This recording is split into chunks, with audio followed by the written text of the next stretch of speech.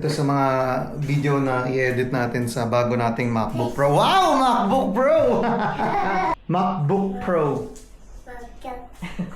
Wow! So yes, in part of our movement back to Manila, we were gifted a MacBook Pro. So thank you so much sa sponsor natin. We're going to use that laptop pang general creative natin dahil originally ayoko na talagang mag-edit sa Windows because Windows is really hassle. Yeah, thank you for the word, Mami. So na-install ko na pala, by the way, yung ating trusty windscreen from China. And we are going to Red Exhaust. Goody mornings. Sama natin si Tito kaya naka CBE clutch din. Meron din tayong hinihintay na 765 Triumph. Naiiwan kami sa highway for sure. Ano tayo ngayon? Sports eyewear. Kasi ito yung pwedeng lagyan ng may grado eh. Niiwasan natin mag-astigmatize ang mga may astigmatism. Ay, ito na, 765. 765. Yes, sir!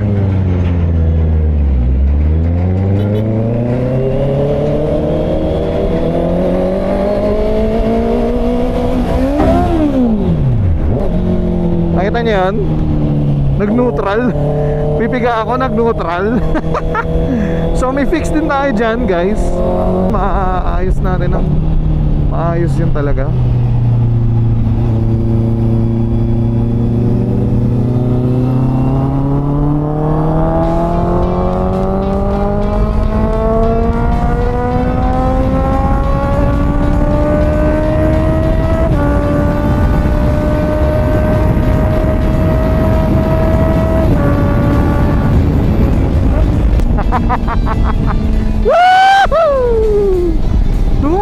Walang ride. Yes, sir! Okay na, pwede na akong bumalik ulit ng Boracay. Biro lang. So, from Boracay, umuwi na kami going to Manila para manahimik na kami dito dahil we cannot maintain the Boracay Boracay lifestyle.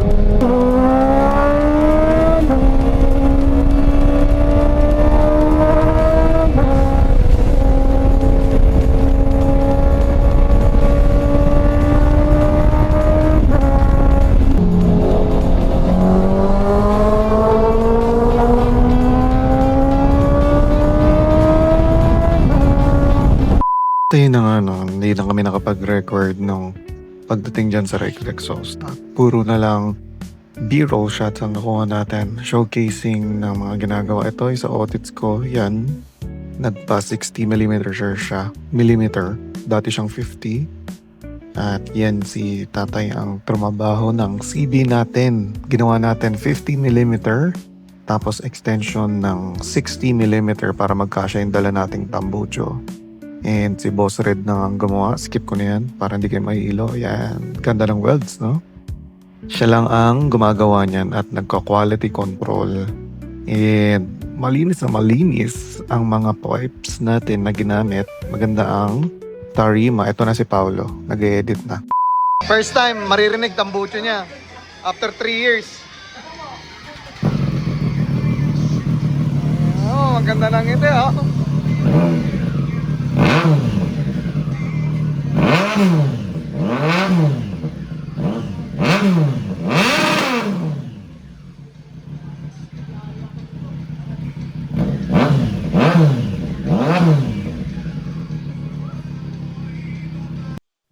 So yun na nga, lalaban tayo ngayon.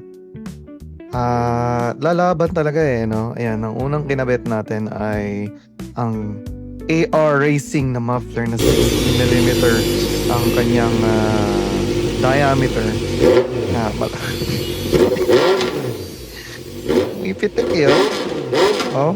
Pumupunit sa may sa audio levels, pero indefinitely ang target ko talagang may achieve para sa CB650 na standard natin is yung look and feel of an older CB400. So as you can see, Yoshimura ang pinakabit natin. Ang kinuha nating tambucho, it's a 60mm. So, maganda-ganda ang base niya. And 50mm lang talaga yung elbow natin to 60mm para magkasya. Wala naman sabit, boss, no? Yan pa rin talaga pinaka-idea.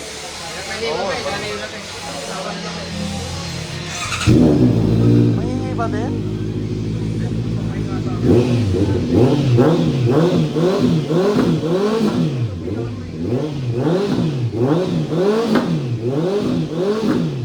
Yes po, dalawa po ang tambucho natin, isang tahimik at isang sobrang ingay para hindi naman tayo mawala ng options. At ayan ang total na nagastos natin sa tambucho natin. Okay tayo, boss. Pasok na pasok! Pasado?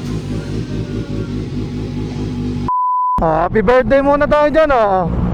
Happy birthday muna, oh. Yeeshi! SC na 60mm.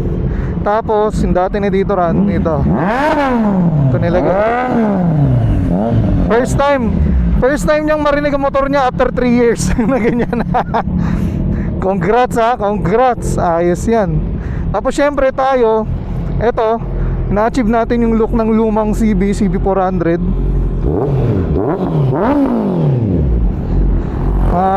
Tunog na lang tayo dito. Tunog tito ba kung tawagin natin? Kina, liga? O sige. Woohoo! Sumobra. Dito lang tayo. Ganda ng bato ng motor! Woohoo!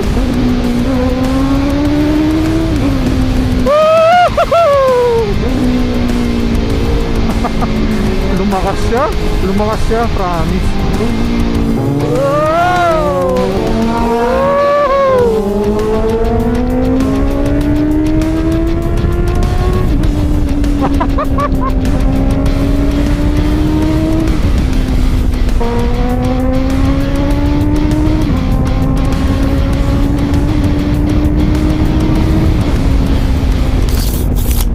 At nagtataka kayo bakit ako nandito sa lugar na ito. Ang lugar na ito ay talyer ni Yogi. Yan, si Boss Eman. Kami ay nagpa-reflush na din ng motor pagkatas kay Red.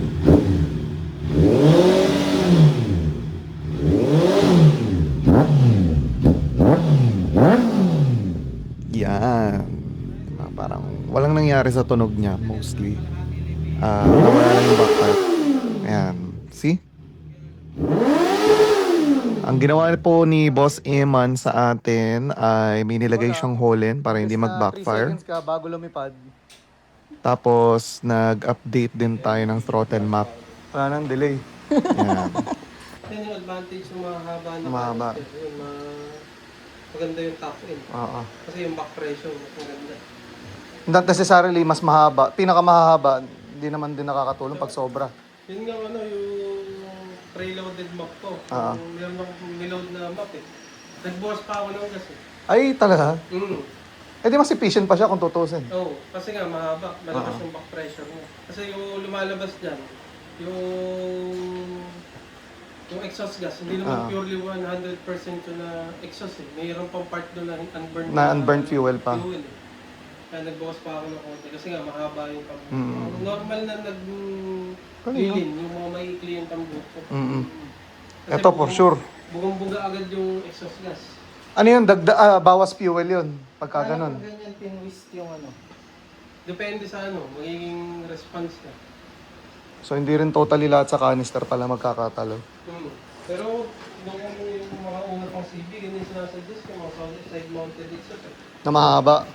Hindi, uso nila yung underbelly na ganun lang kaigsi, oh. Tapos mag-i-ER pa. Okay. Bagong tune. Sreman, thank you ulit. Right off the bat, kahit na matagtag tayo, hindi ko pa alam kung paano siya i-describe. Pero yes, the power is there. Absolutely there. Okay, so oh my god, this is This is a brand new bike, I tell you. Brand new bike to. Different to sa CB. Different na ang profile niya.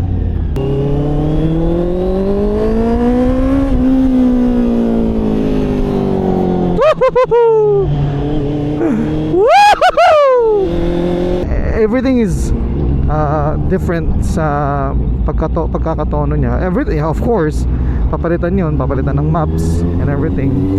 Pero the feeling is, dati buksan mo yung throttle, bukang-buka, tapos hintay ka pa ng ilang seconds bago ka mabigyan ng power kasi magbibuild pa siya ng RPM, di ba? Tumataas pa yung RPM niya, yung yung gano'n yung tunog nun. Pero ngayon, it's very different kasi konting piga mo lang, bibigay ka na kagad ng RPM, bibigyan ka na kagad niya ng power. How? Why does it do that? It does that sa limitations, sa throttle position. Inopen ni Boss Emmanuel yung throttle position ng mga motor namin to open it up earlier, no? And Phoenix niya syempre yung AFR, air fuel ratio, para sa mga bikes namin to run at its best, no? Although wala tayong dyno tuning, we don't need specific dyno tuning. Hindi naman kami kakarera sobra. We are casual riders, and I don't think there's any problem with its current tuning in terms of, you know, for its price. My goodness, you're getting a lot more. So reflash nyo na yung mga bikes nyo. As long as meron siyang map for that bike, you can definitely do it. Hit him up. Lagay ko yung link niya down below. Oh my god, see, I'm not giving it much. Pare. I'm not giving it much. Ganun, ang ganda nung bato, guys. Although this is not for everyone, kung gusto niyo lang ng yung super casual niya talaga na pagmamotor, you can live without this. Kung hindi nyo gagalawin talaga yung motor nyo, pati yung mga exhaust nyo and everything. But naka 4-cylinder ka na, hindi mo mapapalitan yung tambucho mo. Oh my god, I understand that. Oh my god, kala mo nakalitro ka, day. Oh my god.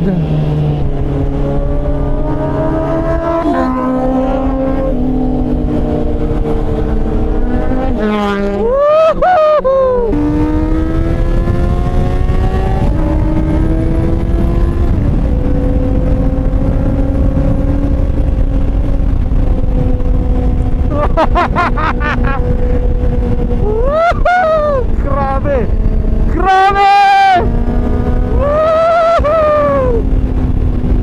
Ang saya pag nakatono yung motor. Grabe.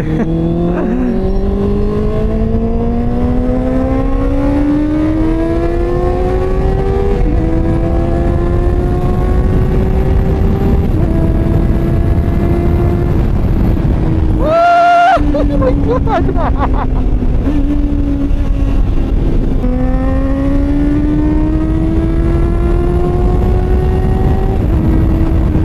Oh my god.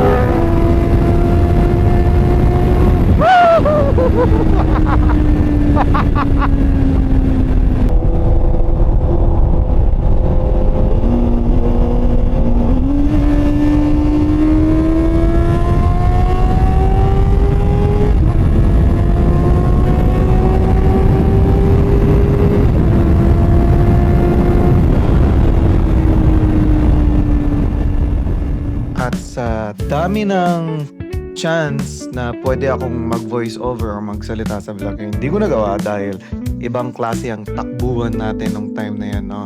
Kasama pa natin yung naka 765, si Sir Joji at yung tito ko, si Tio Moto. Follow nyo siya sa Facebook page kung gusto nyo ng isa pang CB650 perspective. Sa kanya yung e-clutch at sa akin naman ay standard, at halos sabay lang kung nag-upgrade ng motor, dalawang perspective. So follow my tito din as well kung may time kayo. I'll link the Facebook page ni Otets ko dyan sa description below.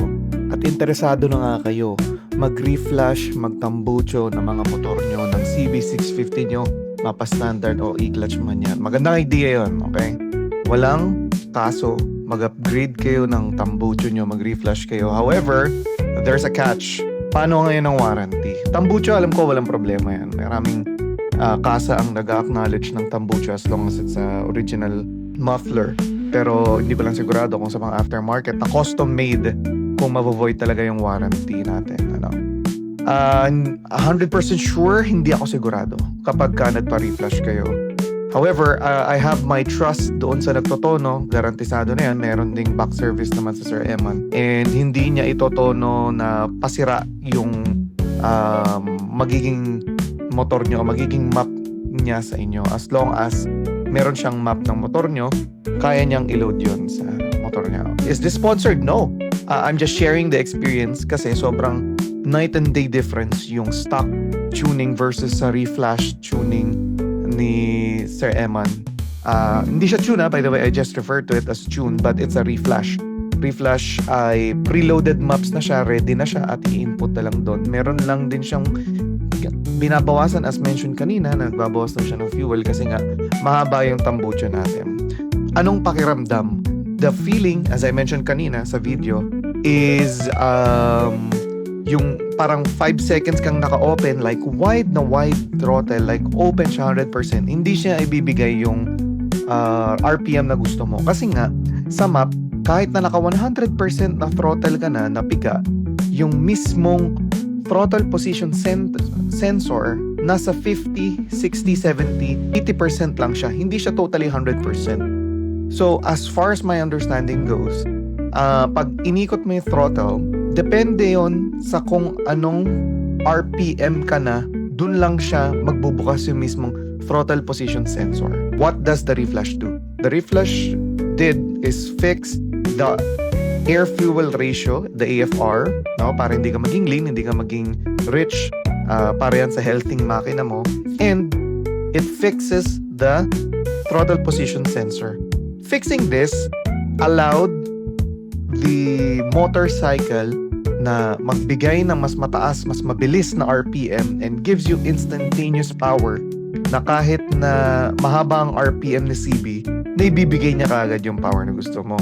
May caveat lang dito. Kapag hindi ka sanay sa bagong map mo, mag-ingat ka ng matindi. There are some reports na after reflash na hindi sanay sa medyo tumatagilid yung motor. Okay? So sumasobra sila ng throttle, kala nila mahaba pa yung RPM nila, but no, the new throttle gives you instant power na ngayon, and it's a good recipe for danger, for disgrasya, no? So be very wary na kapag ka nagtono kayo in the near future, or kung may plano man kayo, i-expect nyo na yun, no? Na always kayong naka-sport mode, especially sa CB natin na walang riding modes and meron lang siyang traction control. Susunod na video, abangan natin, meron tayong install pa na isang magandang pyesa. Mwah! Hanggang ngayon, ninamnamnam ko pa rin siya, no? Hindi pa rin tayo nagsasawa. Ang sarap pa rin talaga niya. I'll show it to you kapag ka nagkaroon tayo ng time. And meron din tayong akyat sa Marilake kasama ang Unggoy Gang. Tingnan natin kung isa na ba tayong Unggoy Gang member or magiging honorary Unggoy lang tayo, no?